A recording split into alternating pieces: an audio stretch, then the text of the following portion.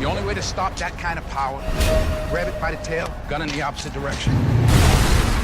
Are you in or you out? What, you want to kill yourself, you do it alone, All right, you do what you want.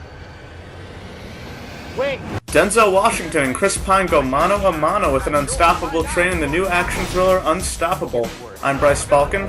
Inspired by true events, two railroad workers, the rookie Pine and the veteran Washington, are out on their regular schedule as an unmanned train filled with a lot of hazardous chemicals threatens to roll into the mass population. Rosario Dawson is the train dispatcher that tries to help in preventing a disaster, and then there's the efforts of a railroad company that look out more for their profits and stock exchanges rather than the best possible solution.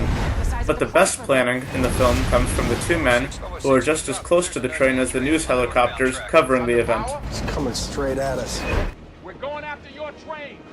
1206, I'm not hearing you. The rear knuckle was left open, so if we can catch up, we can tie it onto our locomotive. Try and slow down 777. Frank, you can't. We already are. That train's carrying 30,000 gallons of toxic chemicals. They had a window before, but that train's going into populated areas. There's no way they derail it now. Are you sure about that? The movie was directed by Tony Scott, who can make an action movie as good as anyone. His credits include Top Gun, Beverly Hills Cop 2, Enemy of the State, Man on Fire, and The Taking of Pelham 123, which came out last year, another movie about a train, so the blueprints are still fresh in Scott's head.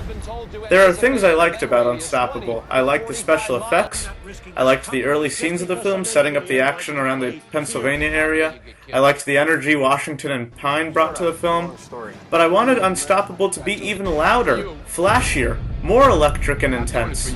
The ads for the film make it look like such a tense, thrilling experience with a train going at a breakneck pace that I felt there should have been more at risk. I was reminded of the experience I had watching Speed, which had a similar plot, a bus in the middle of LA traffic that had to stay above 50 miles per hour or else the bus would blow up. Not only was that movie a great technical exercise, but it gave me the edge-of-my-seat rush that I wanted from this. I wanted something faster and more kinetic.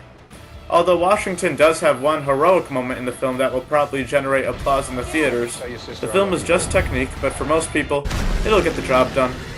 Close your eyes if you want. You got a real knack for inspiring confidence, you know that?